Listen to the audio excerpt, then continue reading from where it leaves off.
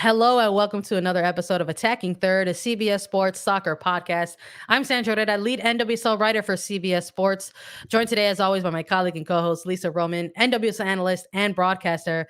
On today's episode, we're going to update the ongoing saga between Washington Spirit and the ownership group.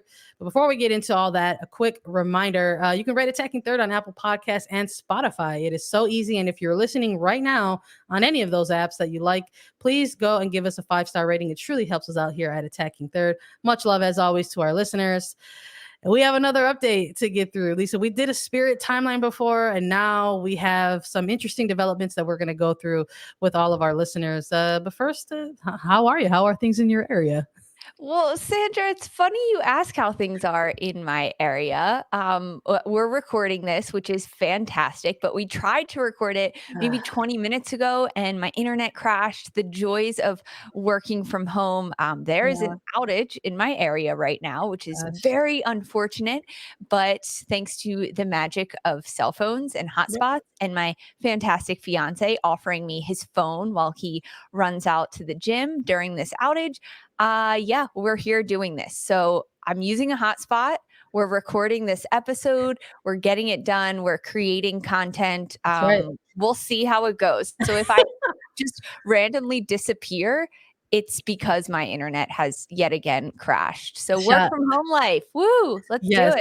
it. Shout out to Jimmy coming to the rescue with the hotspot. If it's not the internet outage, it's construction on the Yeah. building. It's Oh, yeah.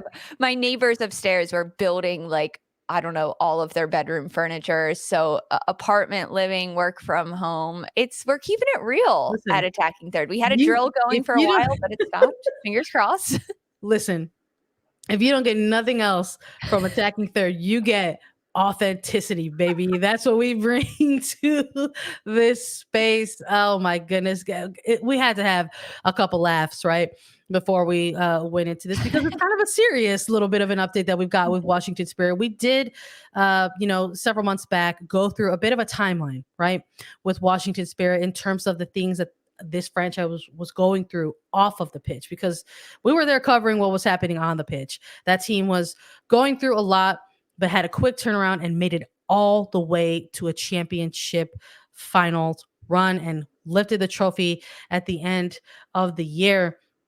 But there was everything that was happening off of the pitch. And a lot of it was centered around this sort of interfighting that took place between the ownership groups, majority owner Steve Baldwin, Spirit Washington Spirit co-owner and founder Bill Lynch, and why Michele Kang, who was brought in during 2021 along with several other smaller minority investor owners. So there's just sort of been an ongoing back and forth of control, really, over the team moving forward, and it sort of came in light of a very sort of unprecedented type of season. We had to cover a lot of things during 2021 that we didn't anticipate having to cover, and it was for lack of articulation, it was tough. It was a tough year to cover, and Washington Spirit and what they were going through as well was a part of that. So we saw a lot of different things from players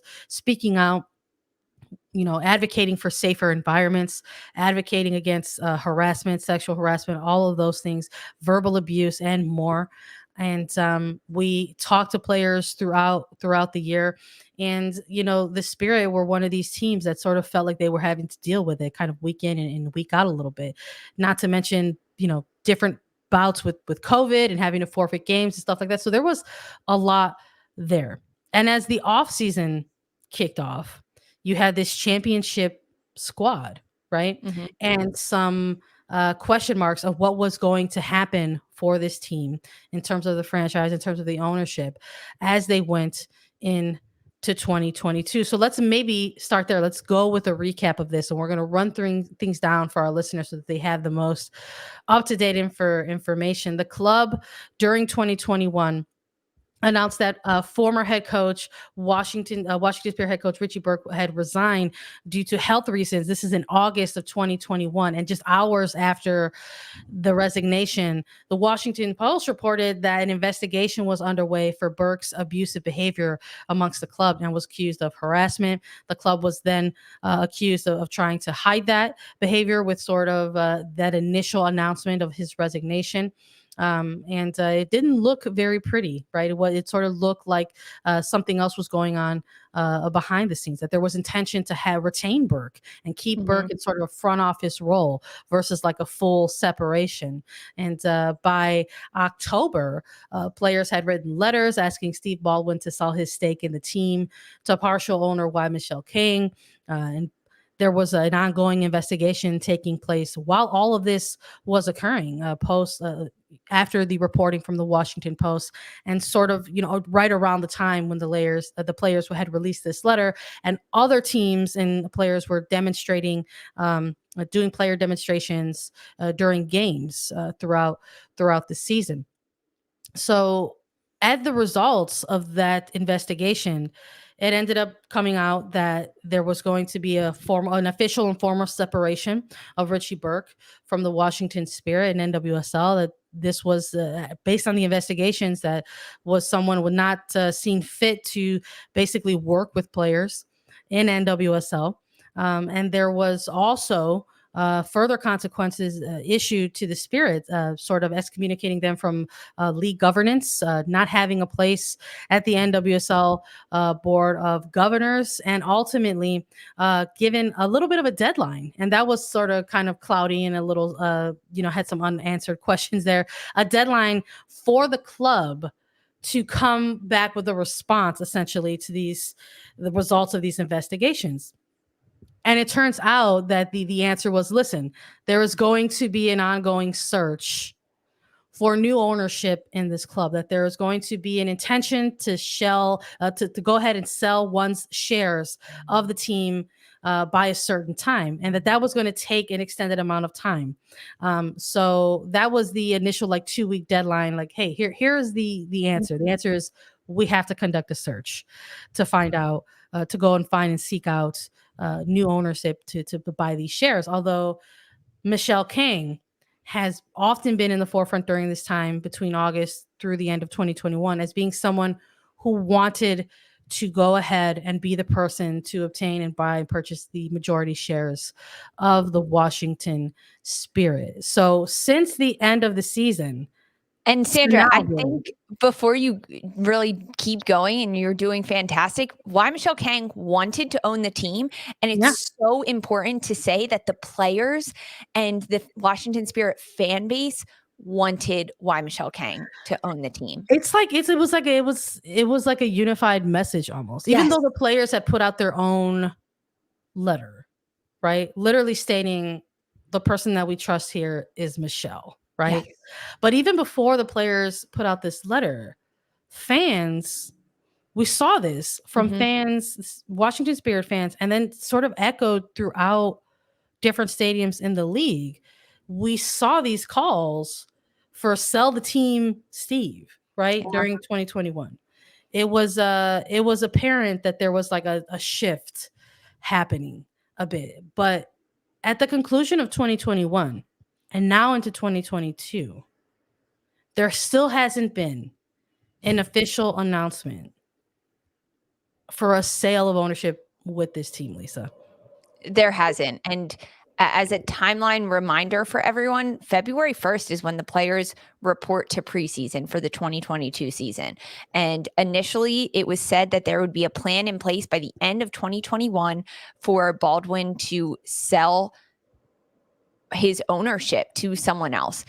That still has not been made, and plans have not been set forth. And we are now in the middle of January, just over a month until preseason starts for these players. So at this point, Michele Kang is saying, I want this team and I want to be owner of it, and I am willing to take control of it and buy it. The players are saying, we want Michele Kang to own this team, and the fan base and the supporters are saying, we want Kang in the ownership.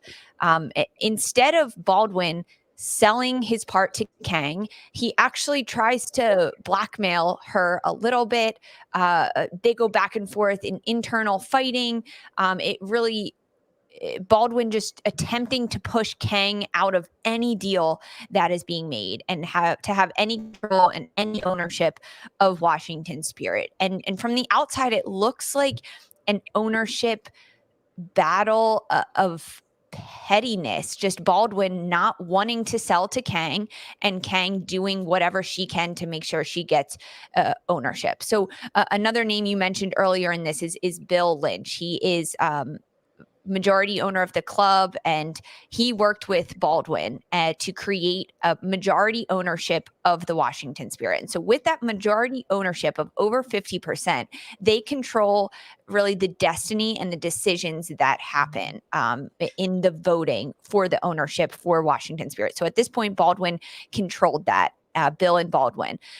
So they voted on all club interest matters. So if the club was going to be sold, they got to vote on it. And Michele Kang was out of those meetings, out of the room where those conversations were happening, and everything like that. So at this point, Michele Kang offers $35 million to Baldwin to buy his shares in the Washington Spirit stake. This is the second highest, or this is the highest offer that any NWSL team has ever seen before. The next highest offer was when Seattle Reign team got sold to the OL Group, and that was for just over $3 million. And Kang is now offering $35 million. At this point, Baldwin is still entertaining lower offers from others and just flat out refusing to sell to Kang, which at this point, this raises some suspicion and raises some eyebrows at the ownership group. And do they actually have the best interest in mind for this club and for this team? Because someone that is so willing and so wanting of this team to offer $35 million for just partial ownership of this NWSL club, and the fact that the owners aren't even entertaining that idea, it's a little fishy. There are definitely some flags that have been happening. So that's really the history and the build up to everything that then happened this week, Sandra.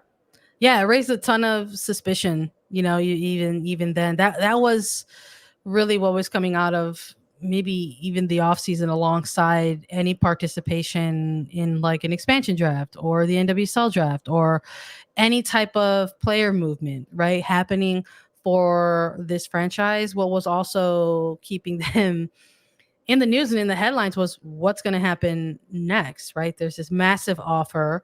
There's a refusal to sell to this particular owner. And it raised a lot of concerns. I mean, and quite frankly, it raised a lot of legal concerns. Like, what does that mean? You know, if there's if there's a flat out refusal of this type of offer, you know, what about the other minority investors and their place in this, to sort of not be able to see the dividends of that, right? It's just like deliberately kind of blocking the potential, initial investments. So there was a lot there for sure. There was the sort of vibe that, legally things could possibly get uglier before they actually got resolved. And now here we are in 2022. And meanwhile, the clock is ticking. And All it's the just like while, the every clock is day ticking. is going by. It's just kind of like, what's happening here? But there was finally some additional updates, let's just say, for 2022 for this franchise. But early this month, the Washington Post reported that Steve Baldwin was getting ready to sort of commit to sell his shares to billionaire Todd Boehly at $25 million, still about 40% less than the initial offer from Michele Kang. And it was a deal that needed to be approved by the NWSL Board of Governors and CEO Marla Messing. And the sale needed to be approved by February 1st, like the deadline Lisa mentioned earlier, when the NWSL players go ahead and report for preseason. But then ultimately, a few days later, with reporting via The Athletic, a little bit of a plot twist, as it just thickens, doesn't it? According to the reporting via The Athletic, why Michele Kang obtained majority control. In fact, 52% of the majority control by convincing 8 of the franchise debt holders to convert their debt to equity, giving Kang a voting block, a majority voting block, giving her the right to vote on governance matters. For example, the potential sale of a club. So just ongoing. I mean, it's almost like this ongoing chess match, Mm-hmm. right? Where it's like someone's making a move, then someone else is making a counter move. So you have multiple owners, right?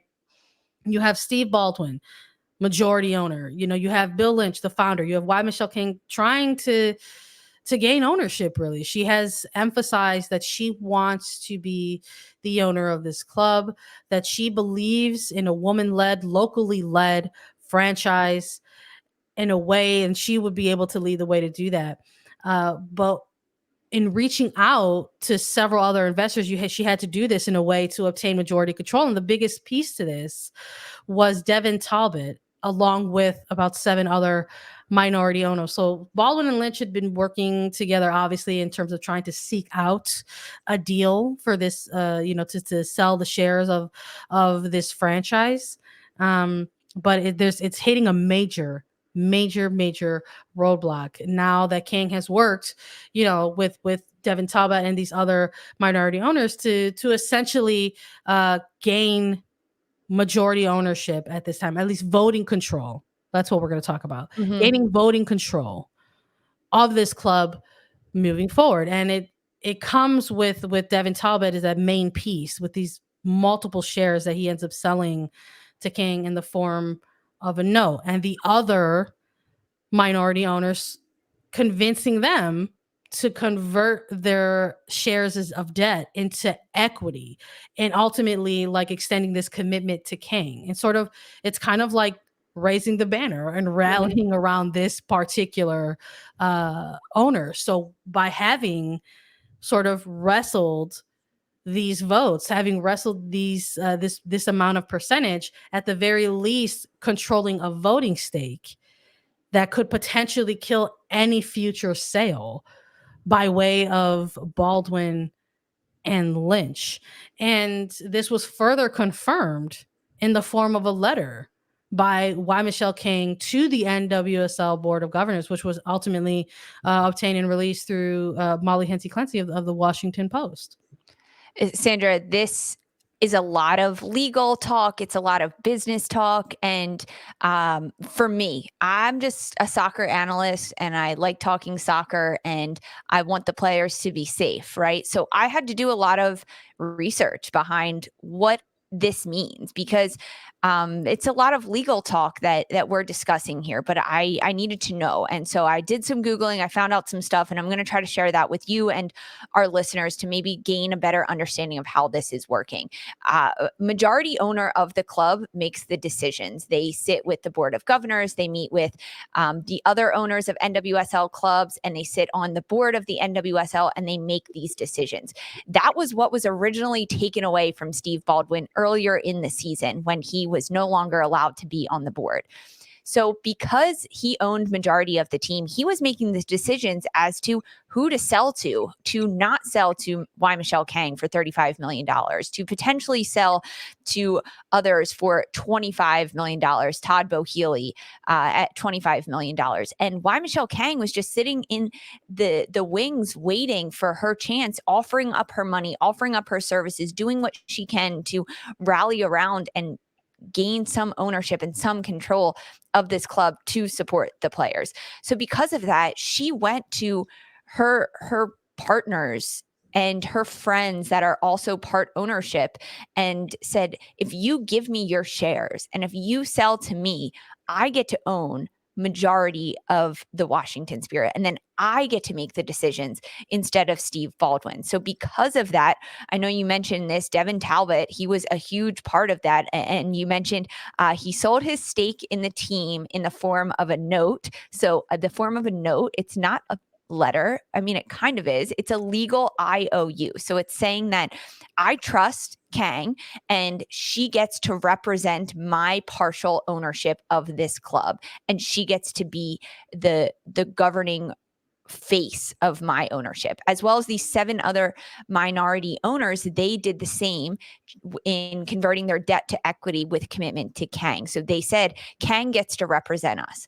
So after all of this was done, Michele Kang came to own 52% of the Spirit. She became the majority owner and the majority investor, and she took back the voting control. So at this point, Kang is in ownership of the Washington Spirit, and it all happened so quickly through reporting from The Athletic and the Washington Post, and even Michele Kang writing a letter to the NWSL Board of Governors explaining the change in ownership, the confirmed purchase and conversion of Devin Talbot and his note, which is his legal IOU saying that Kang gets to own this.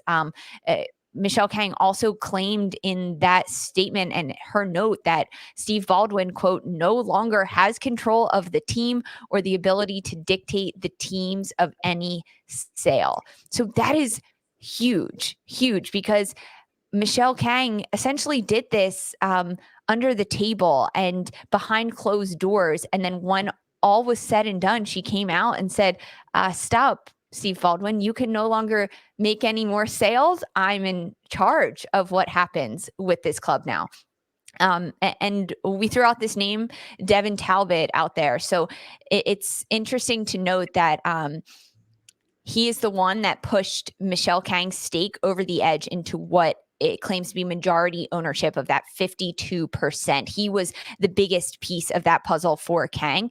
Steve Baldwin is the one that originally brought Devin Talbot into the ownership before. Yeah. So Steve Baldwin and Devin Talbot, they were friends before. They had partnership in this relationship before, but ultimately Talbot leaning towards and leaning into Michele Kang and understanding that what she wants to do with this club is what is right for the club. So this all happened so quickly in lots of different reporting that was happening, but it's not over yet.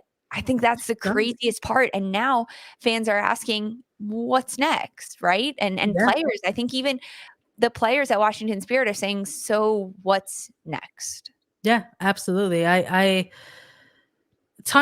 raised so many, I don't want to say red flags, but it absolutely was. The reporting that came out, I think, sort of rocked people who follow the league and sort of also report on it and just sort of try to keep an eye on the happenings within the league. The letter also even stating, like, this is a woman who has been involved in business for a very, very long time. And even within that letter, sort of saying, like, listen, Steve and Bill have the right to pursue legal action if they, see fit.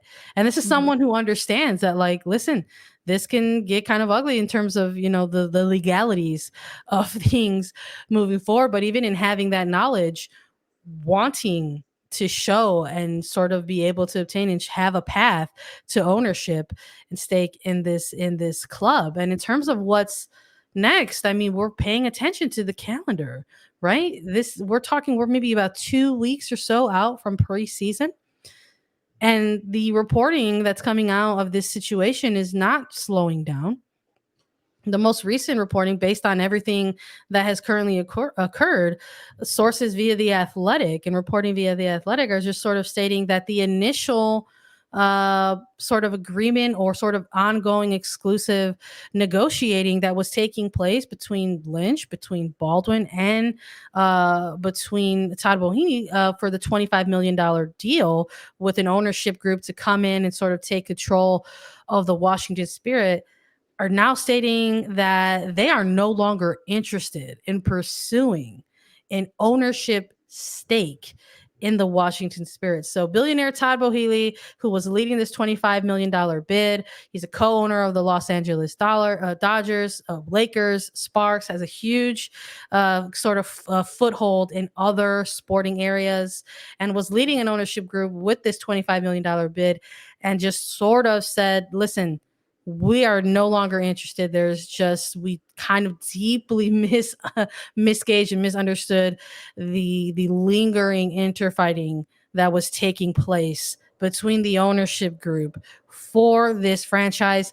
We are out, according to these sources via the Athletic. And that just is another, this is just sort of one of these things when we're talking about what's next. Well, is there another shoe to drop in this one? And there has to be, because with that reporting, who is next in line? What is the option for this team to continue with ownership that looks different, that does not involve Steve Baldwin, that does not involve Bill Lynch? And the additional reporting via the Athletic is stating that currently the NWSL Board of Governors is taking some things into consideration, and one of those things is perhaps gauging the legitimacy of the investorship group in the Washington Spirit and the vetting process for these investors, which this is also sort of kind of, I think, rubbing fans the wrong way a little bit, as they're sort of taking a look at this ongoing process, which is like, well, why wouldn't you have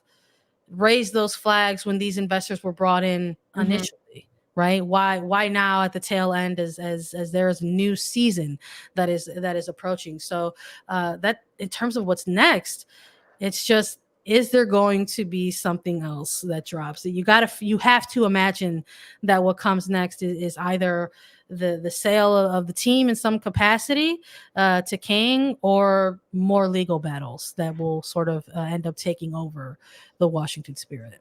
Although it seems simple, and for me, the very easy and right option, sell the team to Kang. However, I don't know if that's going to happen. I could see more legal battles happening. I could see Baldwin looking for other investors, and the aspect of gauging the legitimacy and the vetting process for these investors needs to be there, because we saw everything that the league went through last year. Heck, everything Washington Spirit went through throughout 2021, starting with Richie Burke, and then this ownership battle and the anti-harassment policy out throughout the league, and the NWSL having their CEO resign and stepping down, and Lisa Baird. The owner that is going to come in and take control of the Washington Spirit needs to have a finger on the pulse of this league, and needs to understand anything as something, I'll say something about the league and something about the club. And the fact that the ownership group that was initially interested ultimately backed out because they did a little bit of research. Clearly, they didn't know anything before they went into this sale and before they went into those meetings. And for me, that's the first red flag. Why are you going to sell the team to someone that doesn't even know what the NWSL is? They don't know what those letters mean. They don't know what it stands for. Is it a hockey league? What is it?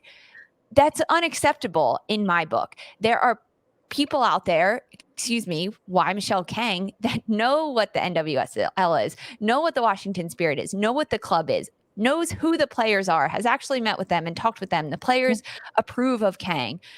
It seems so simple when we lay it out like that, and maybe we're missing something, Sandra, because we're not in those meetings. But sell the team to Kang, right? Like, it's interesting. We'll see kind of what comes out of it. If the NWSL and if the league steps in a little bit more, the board of governors, to kind of help force Steve Baldwin's hand, or at least point him in the direction of Kang. If Kang makes another offer for additional stakes in it to try to gain full control and full ownership of this team for $35 million, that would do it. But that initial offer maybe is off the table at this point now.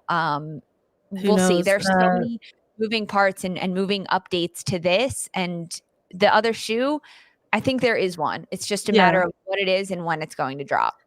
No, and in that letter, like, Kang emphasizes that she would honor that initial, deal. So there's just a lot there.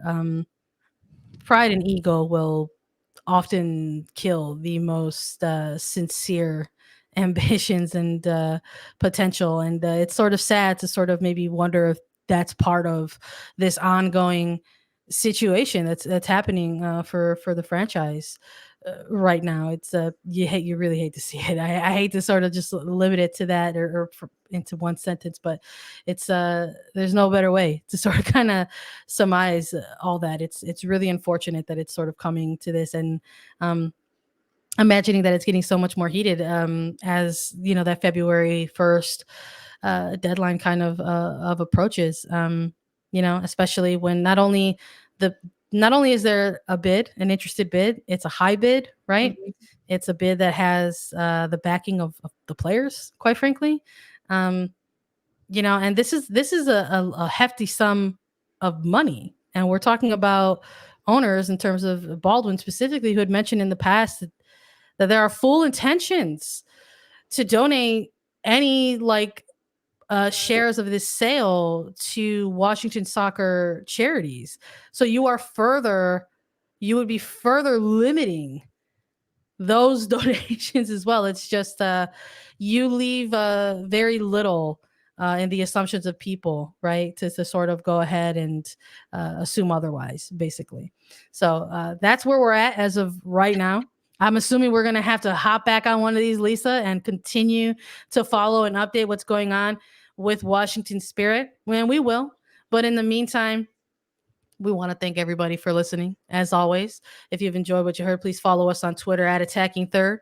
We're on Apple Podcasts, Spotify, Stitcher, and anywhere you listen to your podcast shows. You can leave us a 5-star review on Spotify now. And if you have any questions for us, you can leave us a 5-star review on Apple Podcasts with a question, and Lisa and I will answer it during our mailbag segment. We're also available as video. Subscribe to us on YouTube. Visit youtube.com/attacking third. And we will be back on Wednesday with more coverage and exclusive interviews for Sandra Herrera and Lisa Roman. This was Attacking